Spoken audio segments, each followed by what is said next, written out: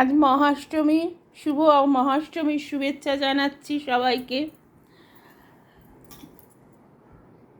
সবাই নিশ্চয়ই খুব ভালো করে আনন্দ করে ঘুরেছো। আজকে কি পাড়ায় পাড়ায় সব খিচুড়ি ভোগ খাওয়া হলো, না নিজের বাড়িতেই খিচুড়ি খেলে? অনেকেই আবার ইলিশ মাছ খান, সেটাও ভালো লাগে। নিরামিষ পুজোর দিনটা খেতে ভালো লাগে না, সত্যি কথা। তবে আমার খিচুড়িও ভালো লাগে খুব খেতে।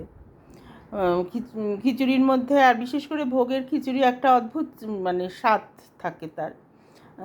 আমার ভীষণ ভালো লাগে ভোগের খিচুড়ি খেতে। এমনি খিচুড়ি রাঁধলেও ঠিক সেই স্বাদটা আসে না। তো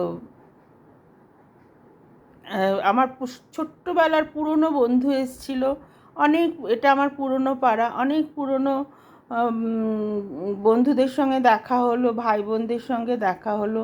আমি অসুস্থ বলে তারা যথেষ্ট কেয়ার নিয়েছে আমাকে, বাড়ি অবধি সব নামিয়ে দিচ্ছে, পৌঁছে দিচ্ছে। আমার বন্ধুর সঙ্গে অনেকটা সময় কাটালাম, গল্প করলাম, খুব আনন্দ করলাম। অনেক দিন পর যেন জীবনে একটু অক্সিজেন পেলাম যাকে বলে, ভীষণ ভাল লাগলো। হ্যাঁ, এই বন্ধু আমার ভীষণ প্রিয় বন্ধু, ওর মতো প্রিয় বন্ধু আমার আর বোধহয় পৃথিবীতে নেই। আর মানে এত আমাকে কেয়ার করে, এত ভালোবাসি, এবং ওর মার কাছ থেকেও, মাসিমার কাছ থেকেও আমি যে কী আদর কী যত্ন পেয়েছি বলার নয়। ওরা ওপার বাংলার মানুষ, কিন্তু ওরা এই অষ্টমীর দিনটা ইলিশ মাছ খান, আর সরস্বতী পুজোর দিন। আর আমরা ওই দুটো দিন খেতাম না। মাসিমা আমাকে ডেকে নিজে হাতে ভাত মাখিয়ে ইলিশ মাছের কাঁটা বেছে খাইয়ে দিতেন। এইসব আদর যত্ন এখন ভাবাই যায় না, আমরা নিজেরাই করে উঠতে পারি না, তো অন্য কাউকে বলবো? বা করে উঠলেও বাচ্চারাও সেটা নিতে পারে না আদর করে।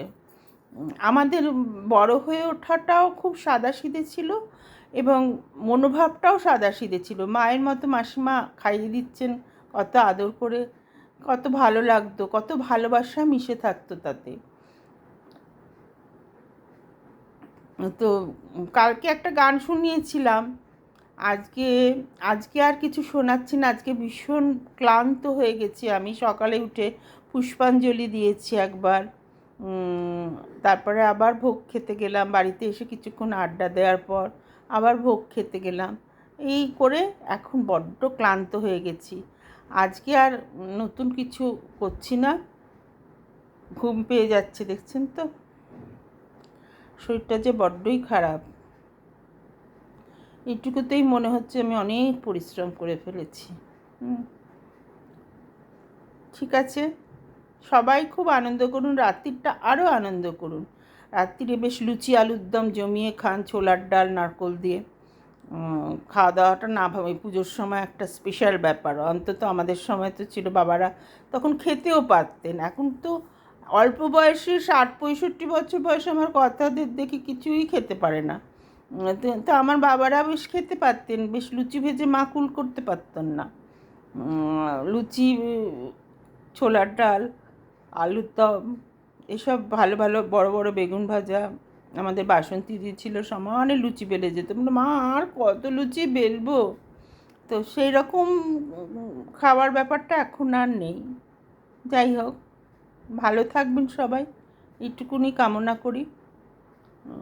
সবাই খুবই ভালো থাকবেন।